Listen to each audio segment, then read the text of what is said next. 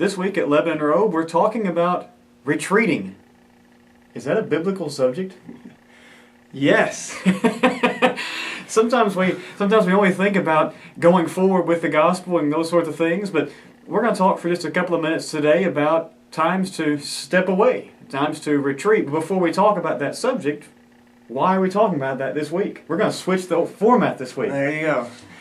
Well, this weekend we've got our spring youth retreat. It's going to be at Whispering Pines up in Castilian Springs near Hendersonville.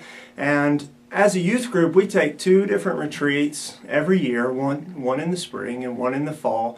And I always really enjoy retreats because it's a time for the kids and I, the youth group and I, to go off to a place and to study God's Word. We always have a topic or theme, something that we do. But it's a time for us to get away from the normal hustle and bustle of life and just really focus on God and how we should serve Him and how we should serve His Son.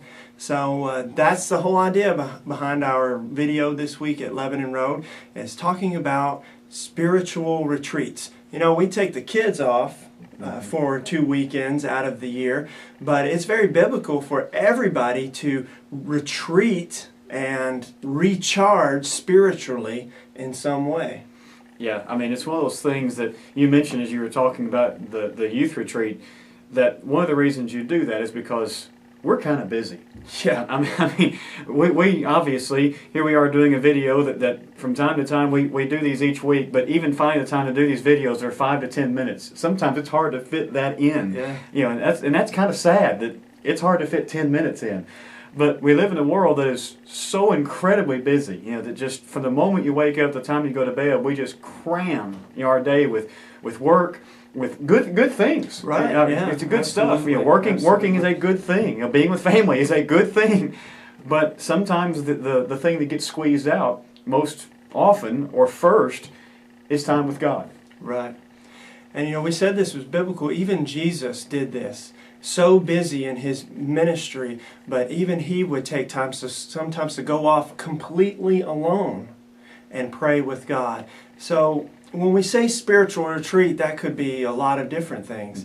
Mm-hmm. Maybe you have set aside a time in the morning where before work you go off and you read a Bible passage. Maybe you set time in the evening where you go and you pray to God. Maybe you get down on your knees before you crawl into bed and you actually say a really heartfelt or long prayer. But we all need that time of spiritual retreat. Our theme this year is outward and upward. And you talk about that and how busy we are and all the things we plan. But as Adam has said before, we also need to look inward. Mm-hmm. Got to have the whole package. Yeah, it's one of those things that you mentioned there. The time of day is not really what's important.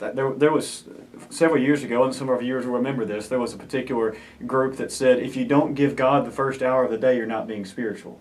Mm. I have no idea what they mean by that, because Jesus gave God every hour of the day. Yeah. You know, but I think personally, and this is just my opinion, whatever time of the day when you're best is really the time of day you should be spending in that retreat, whether it's your day to study the Bible or your time to really pray. But we do have people, I'm not one, we have people who are evening or night owls. There really is that personality. But sometimes we fill our nights, because we're night owls, with nothing but just relaxing with the television, you know, or curling up with a good book. And again, there's nothing wrong with that, but if that's your best time of the day, then that needs to be the time where you set aside a few minutes to just be with God. You know, just read the Bible or pray or just think. You know, that's a lost art too. Yeah. Just letting your mind focus on God and think about the most important thing, but just clearing your mind of the other stuff and really just concentrating on Him. Yeah, that's a good point. That's a good point. So taking time to spiritually retreat, whatever part of the day is good for you, we all need to take time to pray, read, meditate, think on God's Word. Retreats are not just good for the young people. They're good for everybody. Yeah, and you hinted there before we started recording at a song that you had in mind as we were kind of getting ready for this. You know, that song, "Take Time to Be Holy." It's an old song, but man, does it need to be lived out. That's good. Take time to be holy and speak off with the Lord. abide in Him always, and feed on His Word. We cannot, we all know that, 95% of sermons we preach end with, study the Bible more and pray more. That's always the application, study the Bible more and pray more. But that's not going to happen until we take the time to do it. That's really step one, is this time of day, every day, or 4 times a week, or whatever it is. And I don't know about you, but sometimes it literally goes on my calendar. When I see that, this is a week where it is going to be a stretch to find my own personal Bible study time, I'm going to stick it on the calendar, because if I don't, something else is going to crawl in and push that out. And that's a good point too. Sometimes we may have to purposefully schedule that time. And you were talking about the song "Take Time to Be Holy." It just makes sense. We cultivate things in every aspect of our life. When you do a job, you plan for the job. You plan for what you got to do that week. When you work at home, you plan when you need to clean and what meals you need to cook.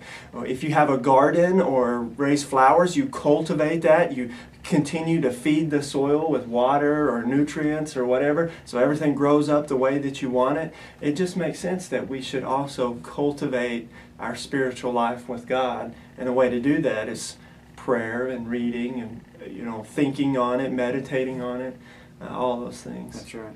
So as the youth group gets ready to go on their spring retreat, we thought it'd be good to talk about this week. And you don't have to go to a state park. It could be your favorite lazy boy chair. It could be a walk around your neighborhood. It could be swing in the backyard. Oh, this weekend's supposed to snow. That might not be all that smart. You're going to swing in the backyard when it's 30 degrees outside or whatever. but wherever you can find that place to sort of just get away. And as you said, it might be kneeling beside your bed. That's a place to get away. It doesn't have to be some exotic location, some out of the middle of nowhere thing. Right. And for a lot of our folks who are very busy, it might just be a corner in the apartment. That's okay. That's absolutely fine. I know some folks, it's their lunch break, and that's fine. Yeah. That's absolutely wonderful. That's a great way to spend a lunch break. Eat a little bit physically and then eat a little bit spiritually. That's a great way to do it.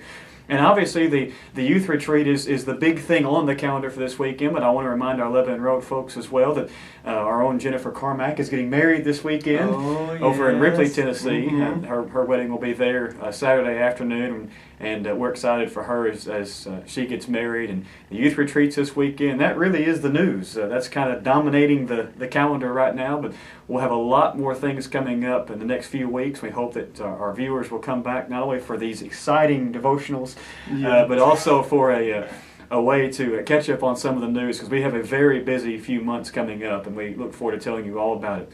Until next time, this is This Week at Lebanon Road.